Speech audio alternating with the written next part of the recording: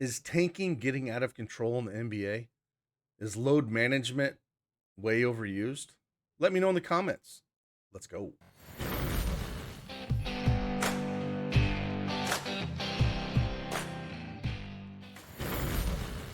Hey, good morning, everyone. It's Craig Bennett, aka Cascade, back again with another Underdog Fantasy Pick'em video. I got 5 picks for you here. We'll go through each and every one of them. And again, talking about load management a little bit, teams tanking. Does it ruin the association? Does it ruin the games? Does it ruin the league? I think personally it's overused. I get all the analytics and all that stuff, but I miss teams playing or guys playing, all 82 games when they can, when they're not injured. I think it's a disservice to the fans and all the money that they spend. But hey, just let me know your thoughts on it. Pretty curious. It seems to be a thing lately. So yeah. But hey, got those 5 picks for you. And again, hit that like button for me. Subscribe to the channel. Turn on the notification bell when you know I upload these videos as the lines do move. But let's just get right into this thing, man. Let's go.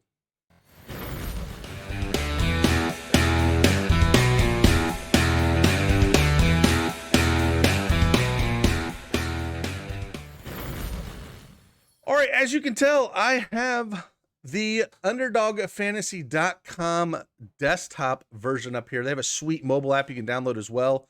They also have, so basically we're just picking overs and unders, right? They also have a rival section as well. You can choose and pick rivals, basically just picking one guy or the other. Sometimes they're spotted points, rebounds, and assists, like this one, Kevin Porter Jr. and Kevin Durant. If they both got 30, Kevin Porter Jr. would win because he gets spotted 12.5, so he would have 42.5, and Kevin Durant only have 30. So that's how that works if you're looking at the plus number. Some people have asked about that, but I really like this option. It's kind of fun. But then they also have just the regular over and unders as well. And those are the 5 that I'm going to talk about today. I didn't really like any of the rivals. There'll be more that come out, and if there are, maybe I'll put them in the comments of this video. But there wasn't a whole lot that I liked. The only one I was really looking at was maybe Zach LaVine over Middleton. But again, I do feel like there is some risk for that. But the first one we're going to go down here is we're actually going to go down and talk about this Bulls game a little bit. I do like it. And I'm going to go Zach LaVine here. And we're going to go over the 32.5 points, rebounds, and assists for him. I think it's a good spot. They're going up against they're going up against Milwaukee here. And it's a spot where, the Bulls need to win, man. And Milwaukee's 4.5 point favorite, 229.5 over under for them. It should be a pretty good game. The pace isn't always the best here, but like you said, Chicago really needs to win here. Giannis is going to play. Lonzo's still out. LaVine is going to play. He's probable, but he's played Milwaukee twice this year. He's put up 44 points, rebounds, and assists against them back on March 4th. And then 31 on them on March 22nd. The juice is on the over here at around minus 125. I feel like this line is probably right where it should be. So I don't feel like it's too low or anything like that. He's been taking a lot of shots. We know it's basically him and DeRozan and Vooch. I think Vooch is going to be an afterthought here. And then going up against Brook Lopez. I don't really like Vooch. He's not even on here to be able to take a prop. I'd probably take the under on him. But yeah, Zach LaVine averaging over 37 minutes a game over the last 5, 36 over the last 10. And he's going to take a ton of shots. 21, 17, only 10 against Washington, but then 17, 17, 23, 3 games before that, putting up 33, 21, 14, 27, 25 points in those 5 games. Rebounds as well, 5, 4, 4, 4 in those last 4 games. And then he's got a few assists, 2, 5, 1, 3. He's being looked to be more aggressive to the hoop. So if his 3-point ball is falling, that's how you beat Milwaukee. I really like it. I think you can even take points as well. But it's a spot I think we could take Zach LaVine on over 32.5 points, rebounds, and assists. The next one we're going to go down to is we're going to come down here to Bojan Bogdanovic. He's only been back for a couple games off injury. He came back against the Lakers 2 games ago on March 31st, where he was out for about 2 weeks. Only put up 19 points, rebounds, and assists, but he didn't play a ton of minutes, where they're going to ease him back, 23 minutes. Then Golden State, he played 32 minutes, put up 22 points, rebounds, and assists. This matchup against Memphis, I think, is a good one that we can look to take advantage of. We're going to take the over on this. The 4 games before he got injured, he put up 43, 27, 33, and 32 points, rebounds, and assists. He's played Memphis twice this year, putting up 30 on November 22nd, and then 16 on January 28th.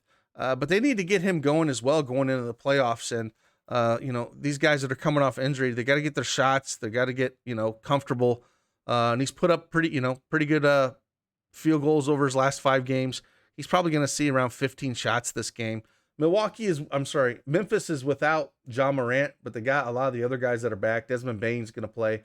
Tyus Jones, Jaren Jackson Jr., Steven Adams.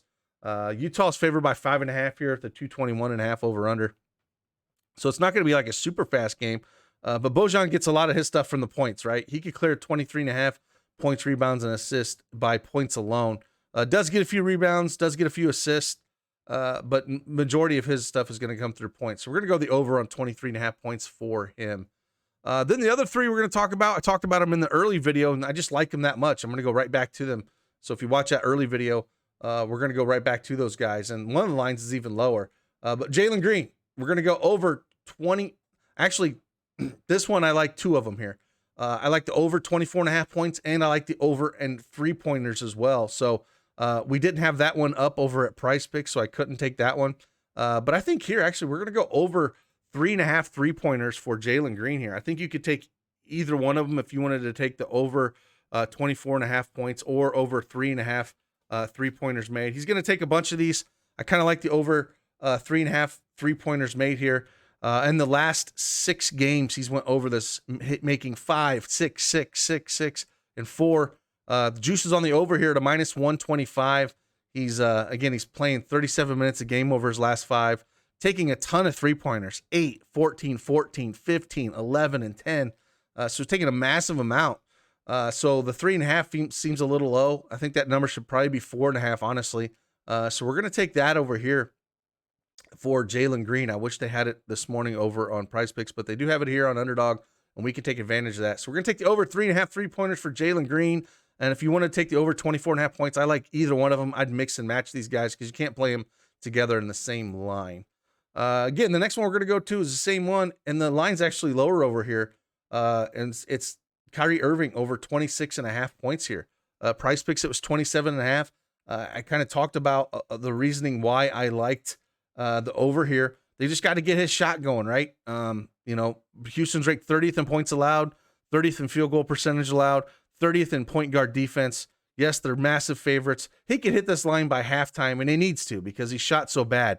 38, 41, 39, 27% over his last 4. But the shots have been massive. 32, 22, 18, 22 over that 4-game span, averaging 40 minutes a game over the last 5. I don't think he'll need all the minutes here, but I think the shots are going to be there. And he needs to get going. He needs to get his scoring up. I think he puts up over 30 this game in a matchup. They just need his confidence to get there before they hit the playoffs. And there's not a lot of games left. We only have till Sunday is the last day of regular season NBA. So we're going to take Kyrie Irving over 26.5 points for here. And then the last one we're going to talk about, again, I talked about in an early video, but a little bit different, is we're going to go over to Aaron Gordon. We're going to go over 22.5 points and rebounds for him. Like I said, it always makes me a little bit nervous taking anything Aaron Gordon, but the juice is on the over here, minus 125. He's went over this mark in 6 of his last 7 games. Spurs are ranked 24th in points allowed, 26th in rebounds allowed, and he's just been playing really well, averaging 36 minutes a game over that 5-game span. And the shots have been there as well. It's just a spot where I think we can take advantage of his good play. And, the Spurs are without DeJounte Murray. It is a 7-point spread for Denver, 234.5 over under, which is good for him. He likes to get up and down the court. And as long as he's playing this well, I think we can take advantage of it. So over 22.5 points and rebounds for Aaron Gordon. So little recap here of what we got going on. We got Zach LaVine over 32.5 points, rebounds, and assists. Bojan Bogdanovic over 23.5 points, rebounds, and assists. Jalen Green over 3.5 3-pointers. Kyrie Irving over 26.5 points. And Aaron Gordon over 22.5 points and rebounds. If I had to rank them, I put Jalen Green as number 1. I'd put Aaron Gordon as number 2. Kyrie Irving number 3. Bojan number 4. And Zach LaVine number 5. So there's 5 plays for you over here at UnderdogFantasy.com. If you do not have an account, make sure you use that promo code ARMY and get 100% instant deposit match up to $100. And if you are new UnderdogFantasy.com account holder, you could be eligible for, or you are eligible for, a free month of DFSArmy VIP membership, and all that is in the description below. So with that, I will see you guys on the flip side. Deuces.